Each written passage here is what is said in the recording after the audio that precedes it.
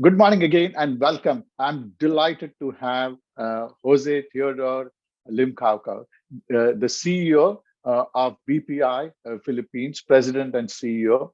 He's very affectionately known as TG.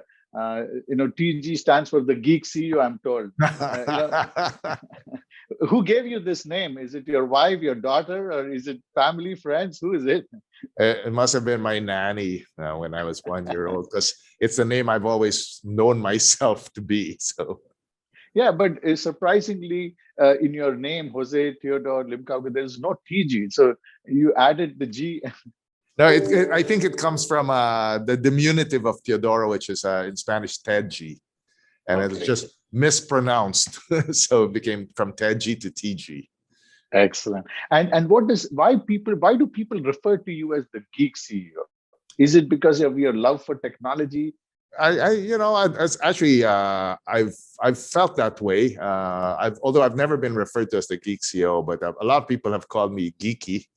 Okay. Technology really, Manoj, is my first love, and I started my serious working career as a programmer in a semiconductor firm way back after graduating.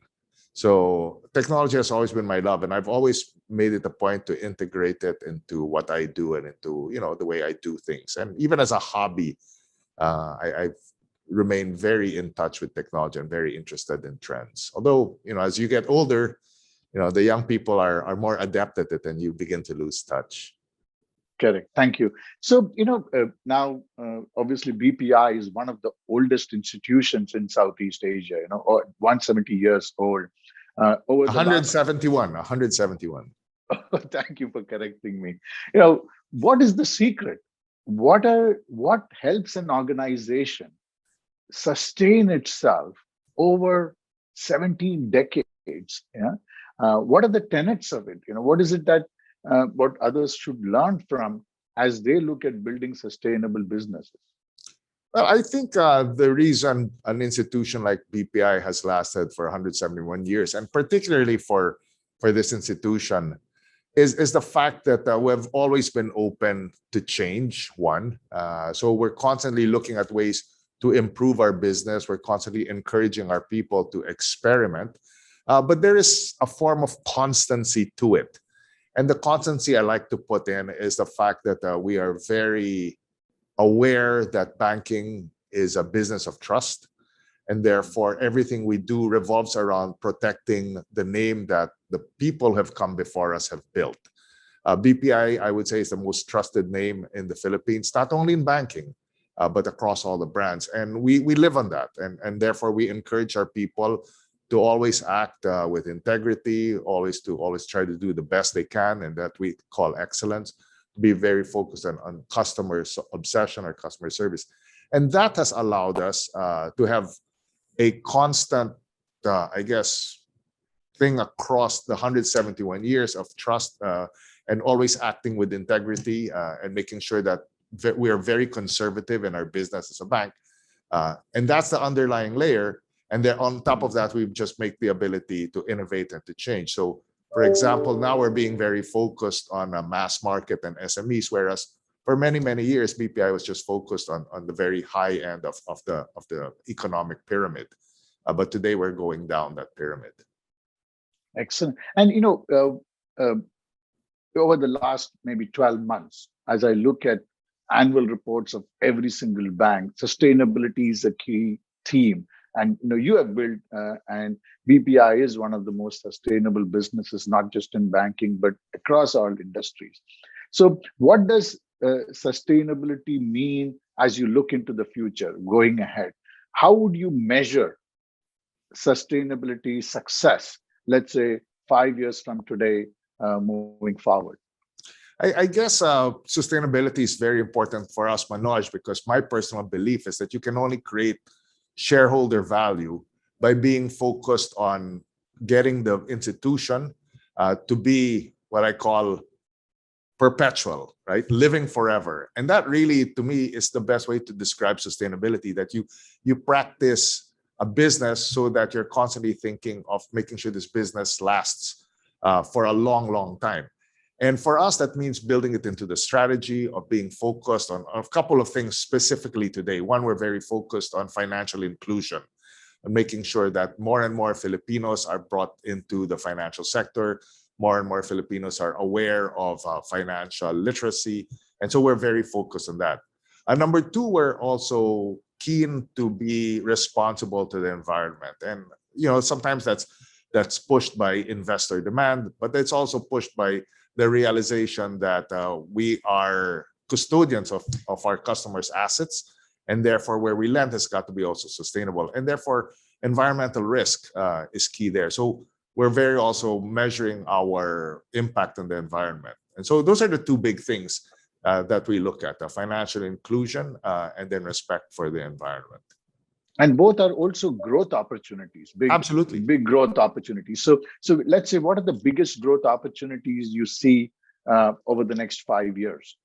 Well, let's take a look. For example, when you think about financial inclusion in the Philippines, only 30% of Filipinos are banked. So you have about 70% who are what I would call underbanked. The central bank has done a great job of bringing people into the financial system through the wallets, right? But still, a lot of them are underbanked. So for us, the opportunity is to educate them on financial wellness, to make credit available to them, to make payments simpler for them. So we have not only do we have our traditional bank, but we also have a microfinance operation. And then within the next 6 months, we'll be launching more and more products that are very targeted to the lower end of the economic pyramid. So that's one of the things. And one of our goals is to increase our customer count from what is today 8.5, 9 million to multiples of that in the next 5 years. So that's a very significant jump for us. And then when you look at the environment, a couple of things. We have our coal policy. We're one of the first Philippine banks to be very explicit that we would not finance new coal projects, no new greenfield projects going forward. We've also committed to bring down our existing coal exposure to zero by 2032 and to half it by 2026. So very concrete targets, and I think that's what's meaningful. But also you need to build these tenets into your business practices, right? So we now require all our relationship managers to question our borrowing clients about what their sustainability, what their ESG practices are, so that while we may not require it as part of our credit evaluation, our clients begin to understand that it is important to us and that one day we will require it as part of our credit evaluation. And then finally, I really like the fact that my colleagues, the employees of BPI, were very attuned to ESG and to sustainability. And we really encourage volunteerism within the bank. And we have a program internally where groups of employees can get together, volunteer a project for their community, and the bank will fund it. And so it's a great program. I think the last number I saw is close to half of our employees have been involved at one time or another in some form of volunteer project that was funded by the bank. And you see, I think, great priorities, and clearly there's so much opportunity. At the same time, you see a large number of new fintechs, new neobanks, all coming into play. You talked about being very conservative in how you are approaching new businesses, and that has been a fundamental tenet of what has helped you be sustainable. So do you see that now the slowdown in the tech is kind of a vindication that we didn't need to move as aggressively with some of these new digital models which focus more on acquisition than value creation? How do you balance that market scenario to be able to contextually relevant, address investor interest, but at the same time be excited about leveraging technology to bring about that change? Super question. I think you hit it on the nose, right? Well, technology is a great enabler, and I think technology will always be part of business, and the institutions that can truly leverage technology will win. But you've got to leverage it in a business model that works. You've got to be very clear what the business model is. And I think a lot of the fintechs do have a business model, but I think transporting a business model that may work in one country into another country is not necessarily the solution all the time. Every country, believe it or not, has a unique circumstance for financial inclusion, for financial markets. And you've got to be very key as to what happens in a domestic market that you're playing. For example, in the Philippines, we're very different because today we still don't have a large credit bureau where we can track individual consumers. It's coming, but today we don't have it. We don't have a national ID system that's rolled out completely yet. And these are hindrances to what the traditional fintech would have used in a developing country. But I think fintechs have a role to play. I think neobanks have a role to play, just as traditional banks have a role to play. And just the way traditional banks can expand our reach and compete with them by using technology. Our advantage as a traditional bank is the fact that we have a core business that is profitable that we can use to fund our new initiatives. Whereas a fintech is constantly experimenting and continues to need to draw on new capital to experiment. And as you know, in the current market environment today, capital is getting more and more expensive. And eventually may dry up. Right? So therein lies the risk. Fintechs were great, they're easy to fund when interest rates were very low, but today it's going to be a little more challenging. And you talked about the opportunity with financial inclusion. Do you see it being able to do it profitably? You see that opportunity, that technology will really enable you to address and overcome the challenges which limited us from doing it for so many decades? Absolutely. Because what technology does is it drives the cost, right? The unit cost down significantly, which allows you to then take on customers who might have a smaller revenue, smaller per capita revenue. But because your cost base is very scalable and you can have a flat cost across a huge base, then it makes it possible to tap the lower end of the market. But the other thing that people have to think about is to make sure that your customers, the lower end of the market, aren't overly charged, right? So the traditional model is you always try to generate revenues from the customer per se.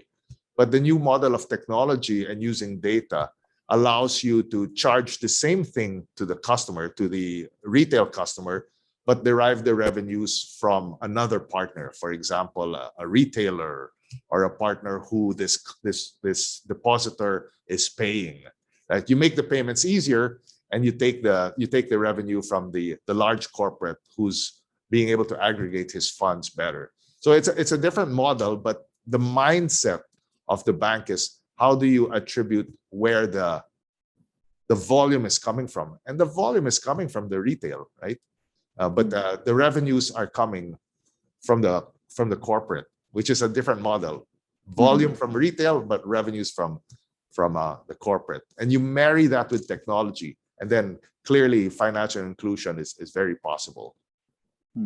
So what do you see as the big, let's say, do you see any fundamental business model change in the way the banking industry operates, let's say over the next 5 years or over the course of this decade?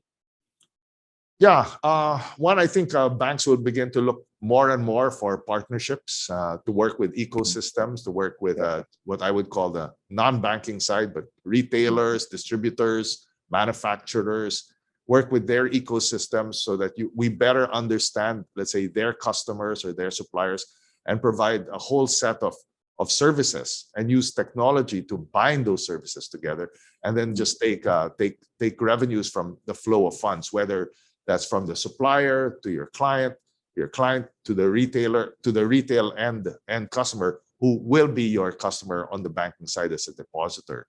So that's one.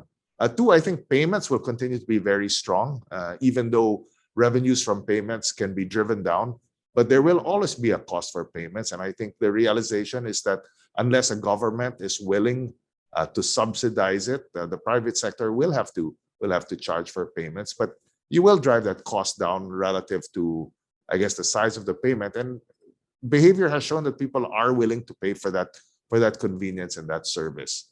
So I think that's the other thing. And then I think the last point is greater access to credit going forward with better information, better means to disperse funds. I think credit to the consumer can actually boom in the Philippines, where Yep. home credit to the household is actually very small today relative to our neighbors. Yeah. So technology is a fundamental layer. We touched upon it in the earlier part. So how are you approaching this and reorganizing the company to make these possibilities happen? What are the technology implications, and what does it mean? How do you go and execute something like this from a technology standpoint? Very tough and very Uh, very difficult, and lots of schools of thought. Today our school of thought is that we rely on a lot of partners. yep. BPI, even though we are one of the largest banks in the Philippines is a relatively small market financially, right? From a population point of view, we're quite large, but from a financial point of view, we're quite small because of the size of our economy. So for us, it's easier for us to rely on a lot of partners to develop our platforms, to develop the technology that support us, only because of two things. One, the world is rapidly changing, and many of our partners have access to what is going around globally. So Yep. best practices we can learn from these partners. Number two, they really have the scale to deliver the services, the speed, and today in the Philippines, where the market's going fast, time to market, speed of execution is very important. So we rely on a lot of partners for that. Internally, I think your organization changes with the maturity of your organization in terms of digital thinking. You start off with a core group that leads the digital journey, gets people on board. But over time, as you mature, you need to change your organization so that the business begins to be responsible for the digital journey, because the business in the end will be responsible for driving usage, for driving people to come on, for driving, actual revenues that are generated from this digital journey, and the technology side become partners and strong supporters who just ensure that the platforms you put out are scalable, are reliable, and continue to grow. So it becomes more of a collaboration. In the beginning, you just get the digital people to drive it because you want people to change. But as you mature, the business has to come and be a partner and actually then take their turn in driving that business forward. Excellent. And are you struggling to, let's say, hire young people?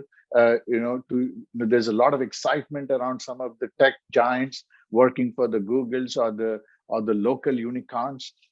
Is talent attraction a key challenge, and or you think we are, is it possible for your kids to join and create careers in banking? Are they excited, or they want to work for a tech company?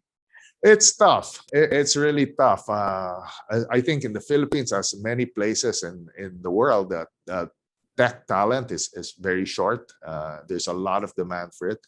I think Philippines in particular is a country where a lot of our tech talent is in demand only because we speak English, right? And English is the knowledge of tech. So a lot of our people are actually portable around the world, and we've seen it. We've seen a lot of attrition going to the big players, going to the consultants, being taken out of the country, going to Singapore, going to the US. So it is a challenge. We try to, I guess, on our end, we do our share. We try to keep the talent. It's not, in the end, it's not only compensation that matters. It's a culture of the organization. It's a kind of lifestyle that you can promote internally. So for us, a big deal for us is this volunteerism, the ability for employees to give back to their community. We have a lot of interest clubs so that people feel they make friends within the organization, not necessarily people who work with them, but people who share the same interests. So it makes it stickier. I'm sure it works a little bit, but I wish the tech giants would stop poaching. I think at least there is a little bit of a slowdown in the last few months, which is giving us some breathing space to attract some of these young people. I just don't know. I heard you are an avid marathon runner. Despite running such a big company and driving change and transformation, you find time to run a marathon in under 4.5 hours. How do you find the time to do this? Oh, no. It's Well, I've been running now for almost 14, 15 years already, right? And Yeah. the last marathon I ran was a couple of years ago, and the 4:30, that was a long time ago. But but I think it's important for people to watch your health. That's actually the only asset you have, along with your reputation. Reputation and health, and it's very important. So you need to carve out time in your day to make sure that you take care of your health. Excellent. And what is your advice to others? There's a lot of younger generation looking at building careers in banking or strengthening their careers in banking. You didn't start in banking. You've had a variety of roles across so many different sectors. What is your advice to people who are building careers in banking today and seeking to become great at it and become leaders in the region? Well, I don't think it's necessarily about banking alone, right? But a couple of tenets that I tell younger people to help them along their road in their careers. One is just be totally informed. In the old days, I would say, it's read a lot. But today, easy to get information, listening to podcasts, TED Talks are one of the things I love a lot. But you do read a lot, and just sign up for a lot of these newsletters. Be very passionate about things that interest you and continue to be, find some level of expertise. Number two is a network of contacts and friends and colleagues and people in the industry is always very useful. And I find it, it's helped my career being involved in organizations that help the industry, being involved in organizations that help the community. Get your name out there, because, keep your reputation up there, and things will come for you. And then finally, internally in a job, never be afraid to question. I've always said that people should always be outspoken. Difficult in some cultures, right? But truly, if you are outspoken, people listen to you. Just make sure, I always add this, be outspoken, but make sure you think before you speak. And to me, those are the three guiding precepts that's allowed me to get to where I am today. Excellent. And what do you see as as stakeholders, people, customers, partners, investors? What is the change that they are likely to see in BPI over the next, let's say, 5 years? I think they'll see a very different BPI in the next 5 years. They'll see a BPI that's very involved across all segments of the economy in the Philippines. We just announced a merger with Robinsons Bank, which is a great bank that's grown very quickly in the last 5 years. It brings together two groups, the Gokongwei Group and the Ayala Group. So we're very excited about that. And that's the type of business that we're looking at, as I said, a bank that's focused on ecosystems, a bank that's very focused on all segments of the economy. So that's one you'll see. Number two, I think you will see sooner than 5 years, a bank that is very, very, very focused on customer obsession. One of the things that my team and I believe is that banking really is a commodity business. And the only thing that differentiates us from our competition or other banks is the level of service, the customer experience that people feel, whether you're a retail client or a corporate client. So we're making a big push for customer obsession internally. We're changing our processes, our policies, our procedures to be more customer friendly. A bank traditionally is an institution that's very focused on control, right? Because you can't mess up. But I think you need to change your mindset and give a little back to customer obsession. And therefore, we have to work at that, and we are. And I think there's good progress on that front. So those are the two things I'll see. Fabulous. And what do you say as, let's say, a measure of customer success or obsession success? If you were to visualize it as a customer of BPI, what would be that ideal experience you would like to give them? Well, what we say is we're very focused on the metric Net Promoter Score, right? We always ask people, would you recommend BPI to a friend? And that's what we track internally very passionately. We're not there yet, Manoj. We're not there yet. I'm not happy with the numbers, but we're very focused on that. And every program is geared on that. And we're going through this culture change where everything we look at today, everything we do is looked at from the eyes of the customer. We We call every process, every project, something like a customer journey. Everything we do has to be part of a customer journey, and everything is planned around that. So it's the first steps of that journey, but I think it's going to be a very quick journey because it's very focused. Now, BPI has been in business, you said 171 years. If you were to look at, let's say, 29 years from today, celebrating the 200-year anniversary of BPI, I know it's a 3 decades is too hard to look ahead. What do you see? Let's say, how would people describe BPI and its 200-year anniversary? What would you like it to be? What are the possible visions of how that bank will look like, or the institution will look like? Well, 200 years, which is like 29 years from now, I think I'd like people to really recognize BPI as a very leading technology-driven bank. I'd like to say that we'd probably have the best digital platform around. People use us because of that customer experience. But more importantly, Manoj, I'd like people to continue to remember and to think of BPI as a bank that was committed to our vision. And our vision really is of building a better Philippines, which means that we work one family, one community at a time, trying to engage them to make sure that their financial literacy is there, that people are comfortable with their plan for financial stability, and that BPI was part of that journey, and BPI continues to be their partner in making sure that whatever they think, whatever they plan, whatever questions they have, they come to BPI. And that can only occur if we are truly trusted.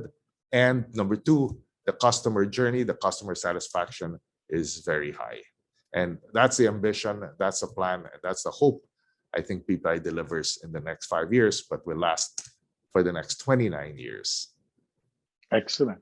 And one question, you briefly touched about partnerships and the importance of partnerships, both in terms of ecosystem as well as relying on other partners who have global scale, etc. So is there a different tenet in how you approach these partnerships? Are you seeing changes in terms of how you approach these partnerships so that there is a degree of, it's not a vendor relationship to a partner relation to make it, and how does that translate into the way you deal with them? Exactly. I think that's a great question. I think the first thing you need to work with a partner, whether it's a vendor or a business partner, is make sure that your values are aligned, that the way you do business together are the values you bring into a business relationship, the way you do business are of the same values. So for example, the Gokongwei Group is a great partner for us because it's exactly the same values. They're very focused on the whole economic pyramid of the country. They're very focused. Robinsons Bank is very focused on financial inclusion. They're very focused on sustainability. In fact, they have a lot of products because they're a smaller bank. They're more agile.